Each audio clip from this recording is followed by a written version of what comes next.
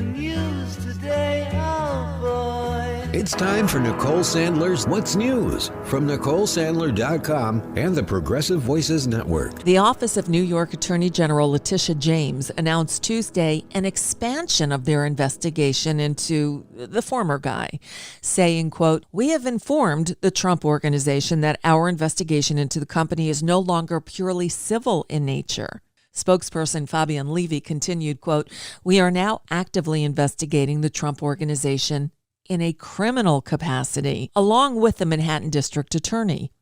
We have no additional comment at this time." The investigation is reportedly centering in on whether Trump took tens of millions of dollars in tax deductions that he wasn't entitled to.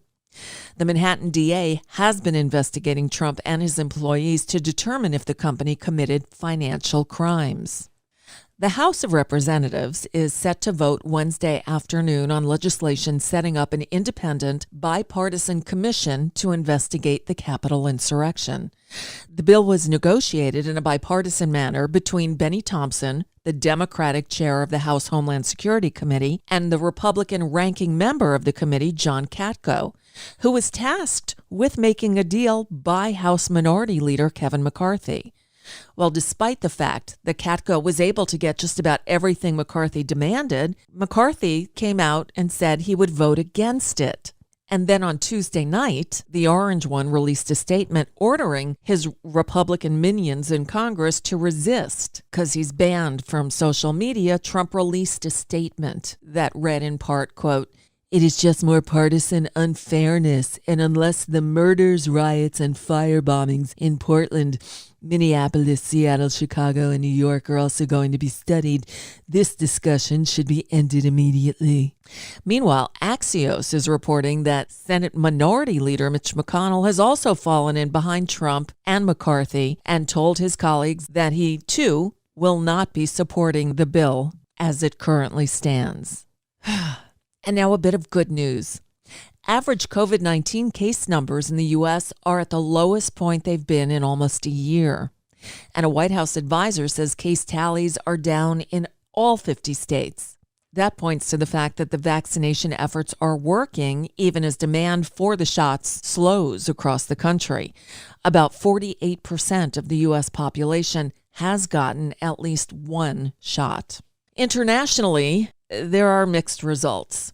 After a devastating lack of vaccine supply and a horrific third wave of infections, Canada is set to catch up and maybe even surpass the U.S. in first-dose vaccination rates. But still, only 4% of Canada's eligible population is fully vaccinated. In China, a fresh COVID-19 scare quickly led to 100 million inoculations in just 9 days. But the situation in India is really bad. On Wednesday, India confirmed 4,529 COVID-19 deaths in the previous 24 hours. That is the highest single-day death toll reported by any country during this pandemic. The previous record, by the way, was set here in the U.S. back in January when 4,468 people died in one day. Terrible. After stonewalling the public and refusing to release body cam video of the police killing of Andrew Brown Jr. in Elizabeth City, North Carolina, the Pasquotank County District Attorney held a press conference on Tuesday. He said that the deputies who killed Brown last month were justified in using deadly force. Then he played video of the incident publicly for the first time, which appears to show the officers opening fire as Brown was driving away when no cops were in danger of being hit by a moving car. Attorneys for Brown's family are now asking the Justice Department to intervene. They likened the shooting to an execution and say the newly released body cam video proved the shooting was, quote, unequivocally unjustified. So there is legislation in Congress that would overhaul the nation's policing laws. A bipartisan... Oh, yeah? Oh, no. Yeah. Group of House and Senate negotiators met to try to craft a compromise bill. President Biden has said he wants it on his desk by May 25th, the anniversary of George Floyd's death. But the group says it's not adhering to any deadline. So Washington Governor Jay Inslee isn't waiting on Congress. Oh, okay. On Here we Tuesday, go. Inslee signed No.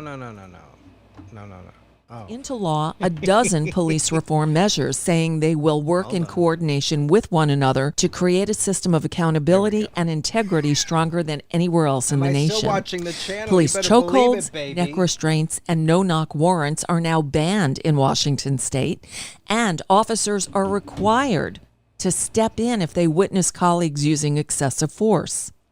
The bill also restricts the use of tear gas, creates an independent office to evaluate the use of deadly force, and makes it easier to sue officers who cause injury.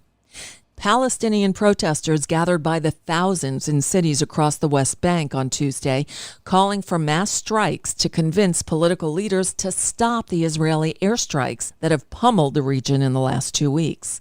Attacks between Israel and Hamas militants continue, though, making this the deadliest Israeli-Palestinian confrontation since the two sides fought a war in 2014. Israel briefly allowed trucks carrying international aid into Gaza for the first time since the conflict began, but authorities ended up halting them in response to mortar fire at two border crossings. On top of it all, the Ministry of Health in Gaza warned that the destruction of medical facilities could lead to a surge of COVID-19 cases among those fleeing to shelters. German Chancellor Angela Merkel and Jordanian King Abdullah II added their voices to those supporting a ceasefire. President Biden, facing lots of calls from Democrats to push harder for that ceasefire, has reportedly been privately encouraging Israeli Prime Minister Benjamin Netanyahu to start slowing down the airstrikes. And breaking Wednesday morning, Punchbowl News is reporting that President Biden spoke again with Israeli Prime Minister Netanyahu. The two leaders had a detailed discussion on the state of events in Gaza, Israel's progress in degrading the capabilities of Hamas and other terrorist elements, and ongoing diplomatic efforts by regional governments and the U.S. The president conveyed to the prime minister that he expected a significant de-escalation today on the path to a ceasefire. Stay tuned. And finally, a bit of good news. The House on Tuesday passed a bill seeking to strengthen the federal response to hate crimes against Asian Americans. The vote was 364 to 62. Yes, all 62 no votes were from Republicans. But that cleared the way for President Biden to sign the bill into law. It passed overwhelmingly by the Senate with only Josh Hawley opposing it. The bill, introduced by Senator Mazie Hirono and Congresswoman Grace Meng, would establish a Justice Department position to expedite the review of hate crimes, encourage states to establish hate crime hotlines, and provide money to train law enforcement officers and educate the public on how to counter bias against Asian Americans. And that's just a bit of what's news for now. I'm Nicole Sandler. If you appreciate these reports and the Nicole Sandler Show, I hope you'll consider making a contribution. My work is 100% listener supported, and I can't do it without your help. Find out more at NicoleSandler.com, and please click on that donate button. Is it going to play again? No. There's a donate button. There's a video stream. There's an audio stream. There's podcasts on demand, all at NicoleSandler.com. And live weekdays 5 p.m. Eastern, 2 p.m. Pacific. I'm Paul Leary, live here in Miami with the beautiful view of Ocean Drive behind me. Live view. And I'm on YouTube testing out because I'll tell you, couldn't get this software to sync up. Although it did come through, and I'm happy for that, it came through on an unexpected channel. So why don't we just say we'll end it with removing Ron and retiring Rubio. Sounds pretty good to me.